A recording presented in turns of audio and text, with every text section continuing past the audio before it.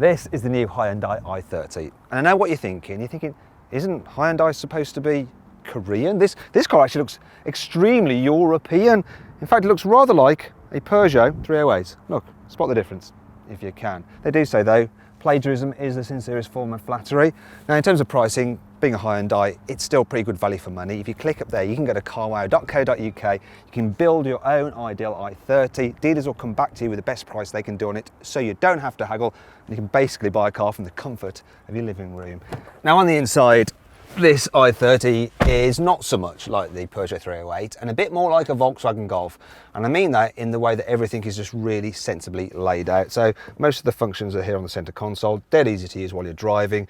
And this particular car that I've got here has plenty of controls here on the steering wheel as well. In terms of quality, not quite up there with the Golf, but it's not too far off. There are a few brittle plastics where you wouldn't expect them, but there's still soft touch materials on the dash and up here. In terms of the specification, well, this one is a premium, so it's towards the top end of the range, and you get leather seats, well, partially leather actually. They're very comfy seats. Now the model that you actually want is probably the SE Nav, because it's got all you pretty much need. You get an 8-inch colour touchscreen with, as it says, navigation. This system also gets Apple CarPlay and Android Auto for connecting your mobile phone. Now, I'm not the biggest fan of the look of this because it's a big kind of like plastic tablet plonked on the dash, but because you've got this big bezel with huge shortcut buttons, it is actually easy to jump between menus while you're driving. And while the graphics don't look that swish, the actual system is very easy to use and navigate. It's actually pretty good. Now, if you click it there, you can see my full in-depth video review of this infotainment system.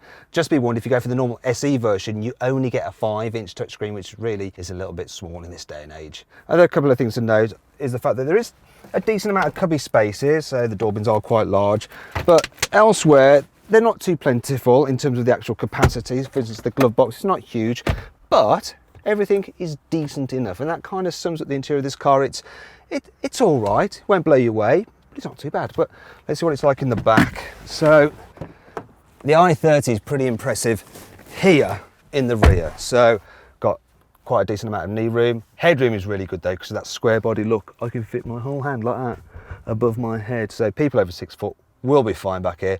Kids will like it as well because you've got huge rear windows, extra little window back here, so it's nice and light. They can get a good view out. Shouldn't be getting car sick then, should they? Which is blooming handy if you're a parent. There's also some other features like obviously an armrest, we've got some cup holders, and this is useful. There's some through loading there, so you put your skis through there and have 2 people sat on either side as well.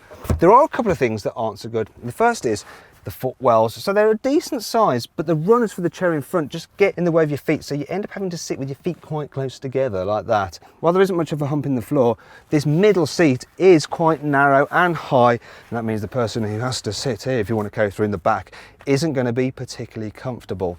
But other than that, it's actually a pretty good car in the back seats. Now let's move on to the boot, because the boot capacity is a little bit above average for this class of car, so just a smidge bigger than a Volkswagen Golf. And a bit like the Golf, there's plenty of useful features. I'll just hoik this out of the way. And you might be thinking, oh no, what about that load lip that you just had to lift the thing over? Well, you can minimise it by using this adjustable false floor. There we go, just raise it up. And then the lip, if I can get it into place, come on. There we go, got it.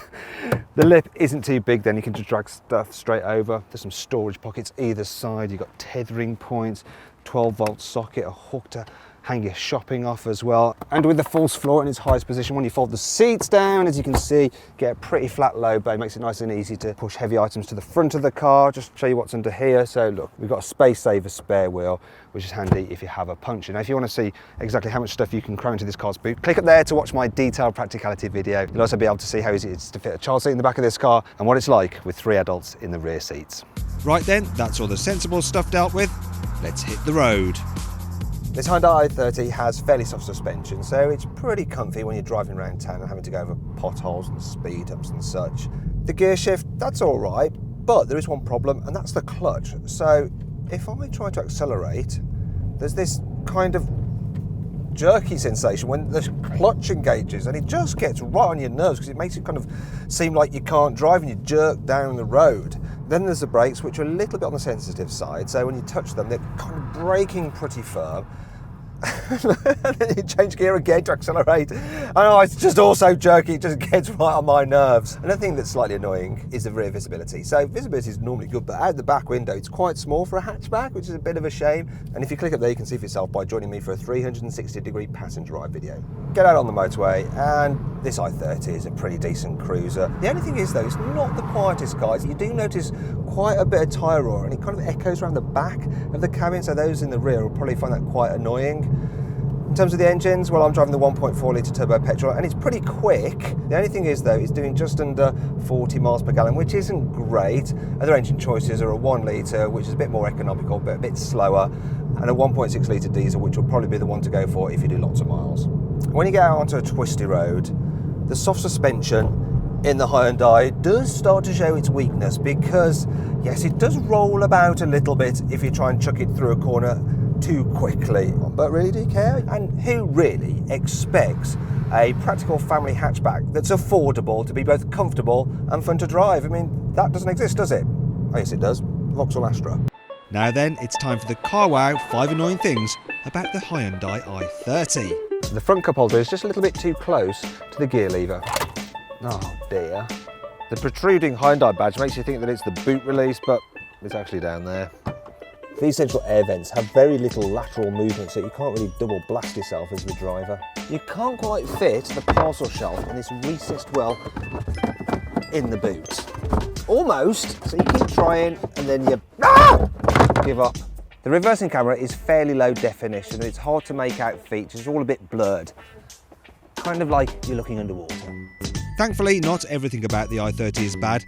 It does have some cool features. Here's 5. The vanity mirrors are absolutely huge, perfect if you're vain, and there's even a little beauty light as well. All Hyundai i30s come with the reassurance of a 5-year unlimited mileage warranty. That's better than the industry norm. You can get the i30 with wireless charging for your mobile phone. The body of this new i30 is 53% stiffer than its predecessors, and that helps improve the handling and safety. Ow. All i30s come with driver attention assist too. Oi, come on, wake up! Prevent you falling asleep behind the wheel.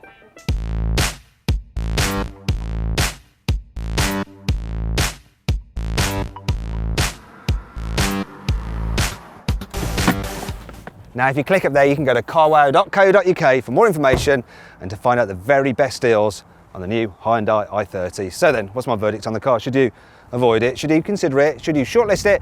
Or should you just go right ahead and buy it?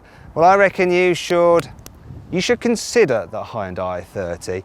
It's a pretty good all-round competent car. It just doesn't do anything particularly special to set it apart. If you enjoyed this video, please like it and share it, and click on our logo to subscribe to the channel. Click up there to watch my 360-degree passenger ride video, down there for my detailed practicality video, and down there for my infotainment review. Now, did you spot the Easter egg in this video? It was the I newspaper in the car's underfloor storage. That cost 30p. i30. Get it?